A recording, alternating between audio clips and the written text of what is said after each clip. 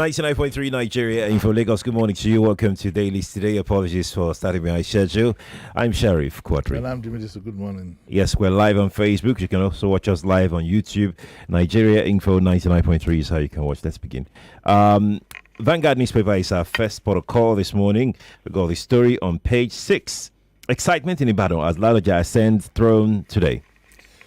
Okay, so we're finally getting to the climax of the coronation of Oba Ladoja, and that's going to take place in Ibadan today.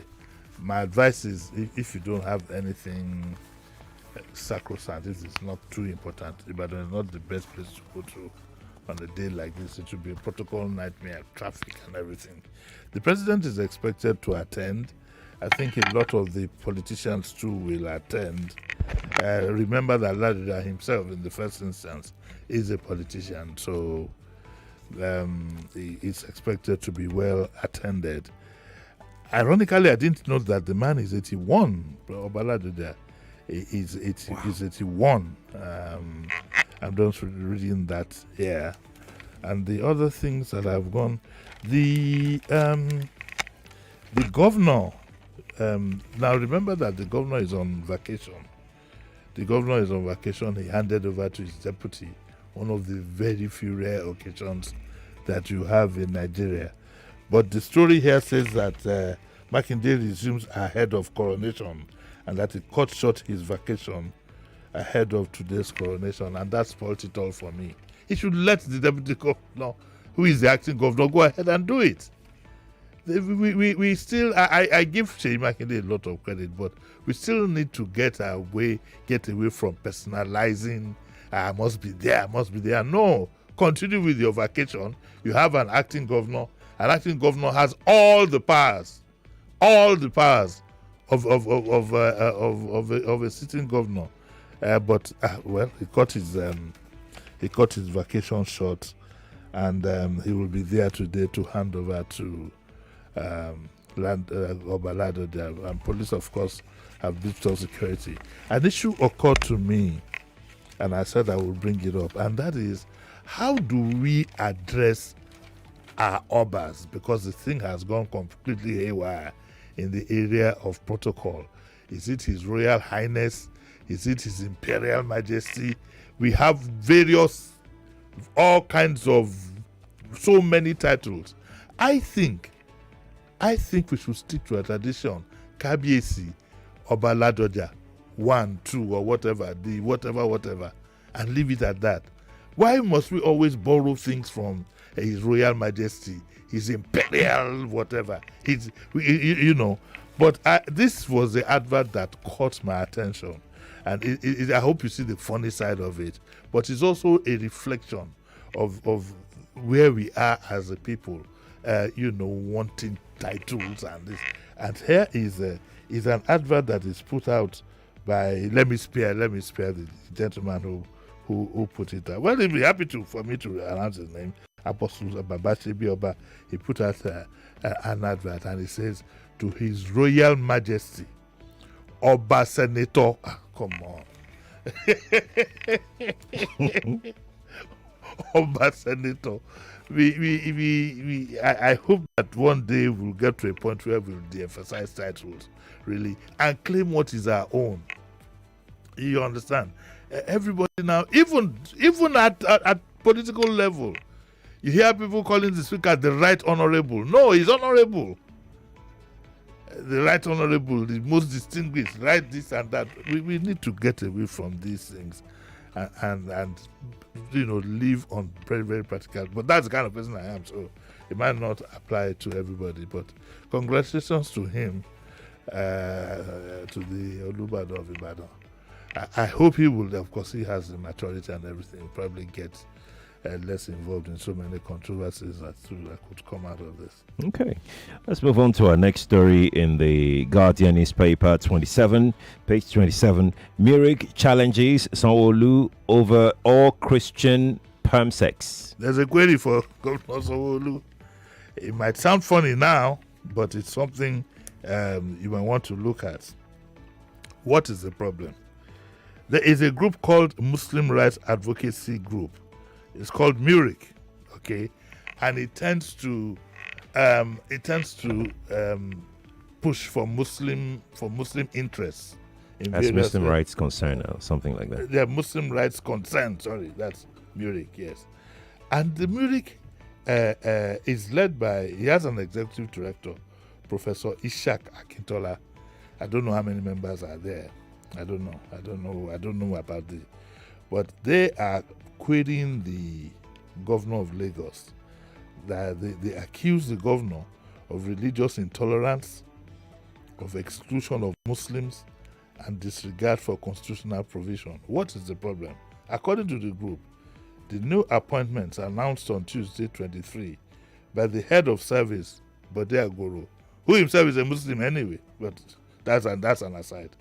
Well, he comes from a Muslim family, man. Not it could be somebody like Wole Tidike, have caused discontent amongst Muslims in the state and beyond. That is subject to analysis. And says the new appointments are a reflection of religious intolerance, administrative exclusivity. What is all about? New permanent secretaries have been appointed, and it is said that that there are more Christians than Muslims in the list. that is one. Murik recalled that the governor had previously been criticized for appointing only 14 Muslims as commissioners compared to 43 Christians.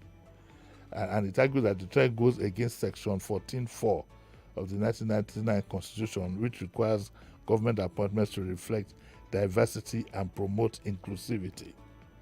And the Muslim rights advocacy are questioning the decision to appoint Christians to all the 6 education districts in Lagos, saying, are Muslims not major stakeholders in the affairs of Lagos State, or are we just ordinary dots in Lagos social statistics? That we have on the local front. Remember, this issue is going to crop up again at the time when we get to the governorship election. But there's going to be an argument that Sanwo-Olu, that's them. I'm not a part of that. That Sanwo-Olu used up part of Ambode's second year as Christian. That we had President Tinubu, and then we had Fashola, who were both Muslims. Now we had Ambode for 1 term, and Sanwo-Olu for 2 terms, so 3 terms. All this is, at the end of the day, look, listen, for me, I just want my state and my country well run. I don't care whether you're from Kathmandu or you're from... I know there's optics in some of these things, but I think we need to be careful so we don't stretch it too far. Okay? Let's just get our country up and state up and running. The considerations you have to put in place when you want to make appointments is mind-boggling. One of the reasons why people have said, Jimi Disu, I can't go into politics.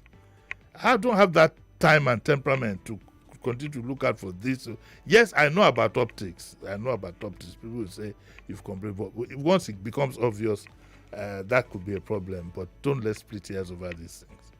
I don't think we should. Okay, we'll move on to our next story. This is on page 25 of the Guardian newspaper. IGP bans officers from land other civil cases. The IGP shouldn't stop at that. The IGP should immediately go out and look for examples, because it happens every day. Once you report somebody to the police station, once you report somebody to any police officer for that matter, it's likely that person is going to end up behind the bars, whether he has a question to answer or not. So we've heard so many directives by the IGP. We've heard that of escorts and so on and so on, which has been completely disregarded. I told you of an advert I saw in the papers. Imagine in the national newspapers advertising that you could hire a car and a moped. Escort, you need escort to go back to your village to show them that you have arrived. You can hire. I think the car is about 140K. I don't know how much the moped is anyway. That's another thing. But the IGP needs to make an example of this. I don't think the IGP needs to tell, and any common sense policeman will know that you shouldn't be involved in civil matters. But the truth is that is where they to find something to eat.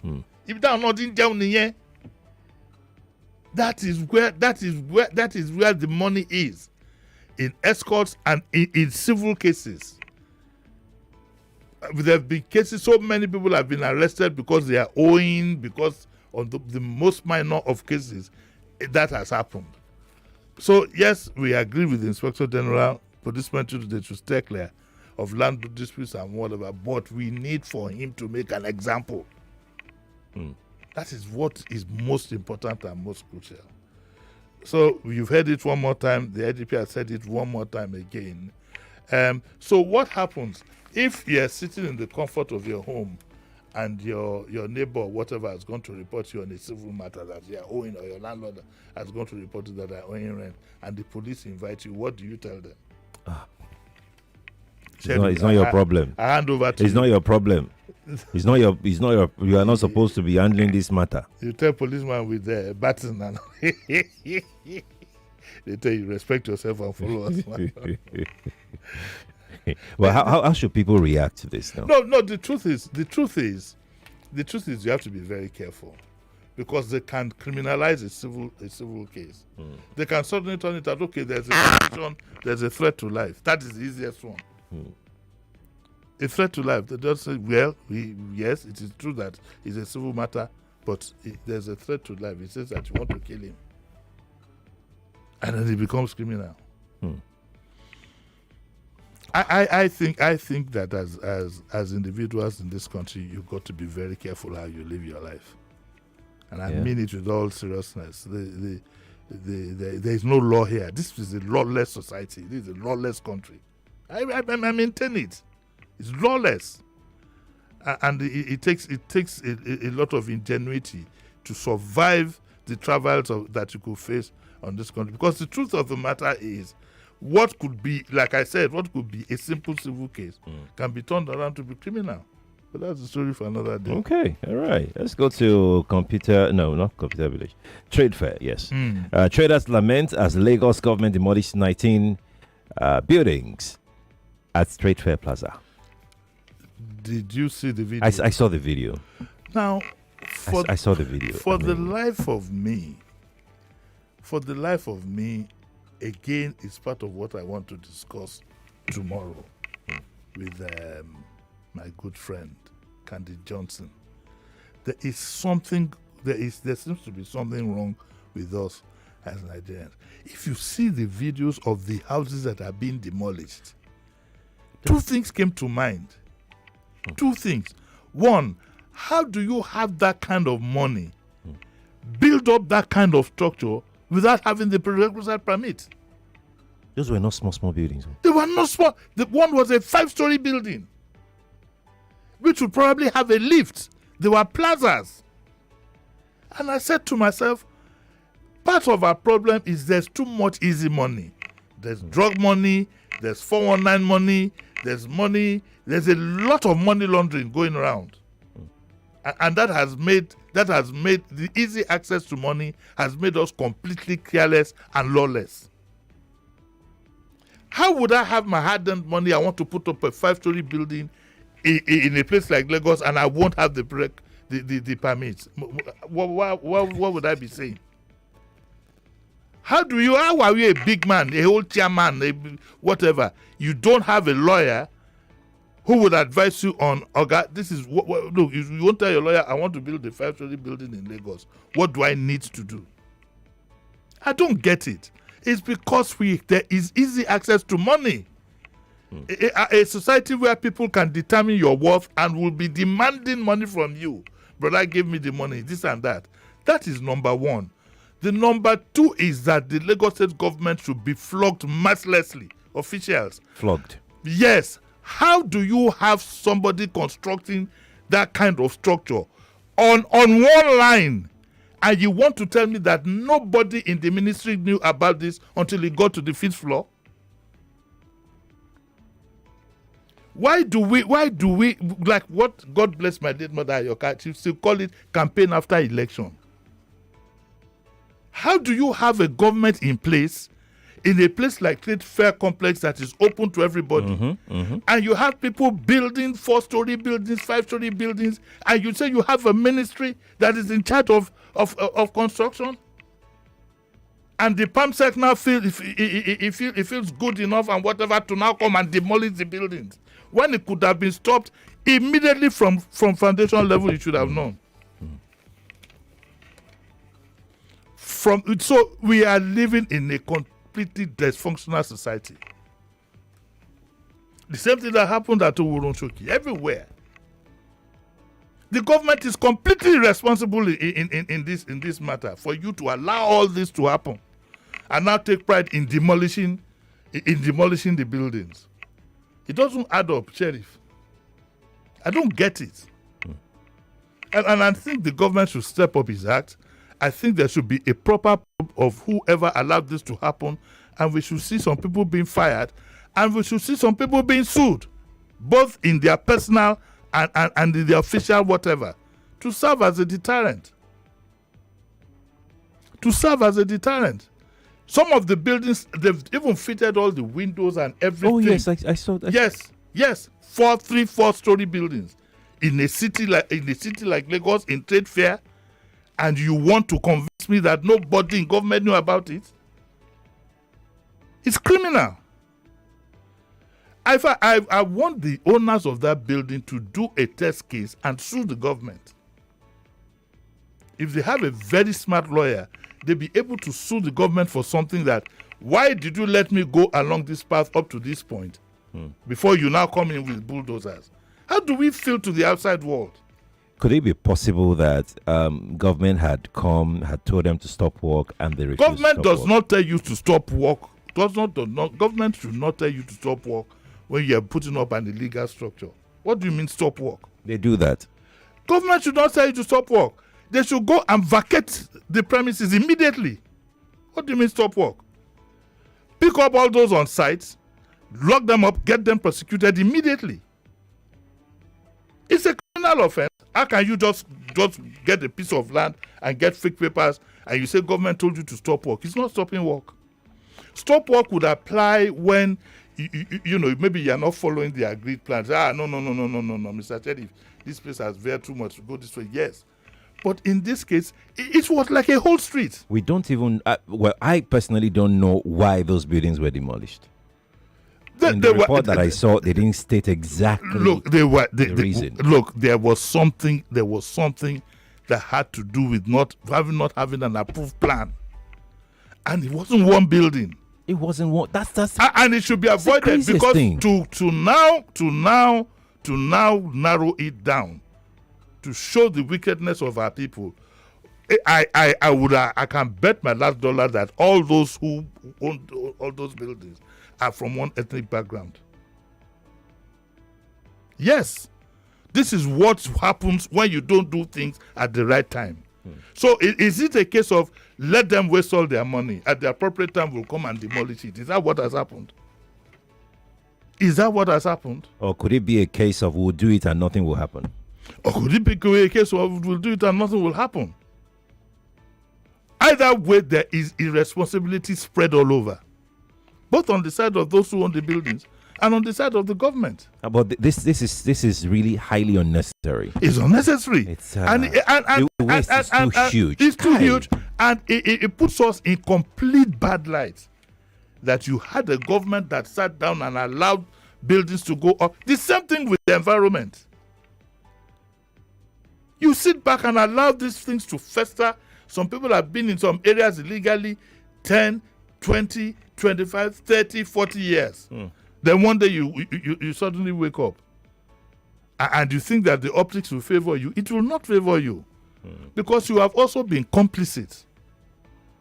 So I hope that one day somebody would go to court and say, okay, fine, I know I've done the wrong thing, but you, the government, you encouraged me for 3-4 years and you let me waste my money. No insurance coverage for them. All that money is wasted. But I still say that the society we run, there is easy access to money. That is what brings that about. Most of the money you see is laundered money. There's a lot of money laundering going on. It's laundered money. no hard-earned person. Remember, for example, Dangote's story when he wanted to acquire land for his refinery. No serious-minded person. It's because money is easy. Money na water. Don't you see people spray money? Hey, money na water now. That one's go. There's another one coming. It will go up again. Sad. Okay. No, what a waste. What a waste. What a waste. And if you know how much a bag of cement costs now, you know that. This one, you are talking about bag of cement. I say I can swear that one or two of them, I have a very fun feeling, have already even maybe had lifts installed in the building. Okay. Then you now come with a bulldozer to demolish everything in full glare of television and what does that tell the world? We're like a bunch of animals. We don't know what we're doing. Let's go to something more palatable, though, Daddy. Okay. Man, okay. I mean, what does that No, but it's I can't get. Last night I saw that video, I was like, what? Why is it? These are not bungalow, no one story. No, they're not bungalows. No. It is man's wickedness. I know I have a funny feeling. I'm going to be very objective about this. I have a funny feeling that some people in government were lying in wait. Let them waste their money, put it up, then we'll go and demolish it. But that is not the way to behave. It is difficult to convince me that some people within government didn't know that these buildings were going to go down. No, it's actually impossible. Yes. I mean, when they say nothing is this is impossible. It's impossible. Actually. Yes. It's very difficult to convince me. And you see, when you now start having accusations of things like genocide and so on, and these are the things that fester it. It should never have happened. The governor should, from now on, he needs to make an example of some of those who allowed this fester. And from now on, had this been in a remote area, I wouldn't have minded. Not in Trade Fair Complex. Not in Trade Fair Complex. Okay, I think we should move on. Let's move on. Page 30 of the Vanguard. Today is Friday. This is Harun Adamu. We haven't had it. We haven't had it for a while. Yes. We haven't had it for a while. Harun Adamu is he has an Islamic page on in the Vanguard that I'd like to go through, and we haven't had this for about a year or so.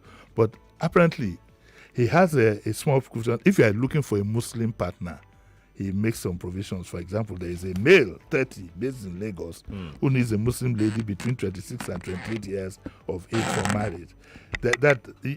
How old you are older than 30, so it's not good. There is a male, 55, 5'3", is 5'3", in complexion, is moderate stature with genotype AS. He needs a Muslim as second wife. And as it says, second wife must be between 28 and 35 and must be AA, educated or skilled. She should be able to read the Quran. Another Muslim divorce, 50, foreign based. Wish to relocate back to Nigeria, wants a reliable, fair complexion Muslimah as a wife. She must not be more than 35 and be ready for marriage. And another young Muslim male, 40, who is into marketing based in Lagos, desires a Muslim lady, single, and between 25 to 30 years of age, that complexion. She must have good knowledge of the Quran. So if you are interested, you go to Harun Balogun's page. Is his number there? 0803 535. You call him and they will match you up. And on that note, we have to go. Yeah, we have to go, Lagos. He's back at 9. I'm Sheriff, he's Jimmy. But Kofi is next with the Morning Crossfire Lagos. Thank you for being a part of this. Good morning to you.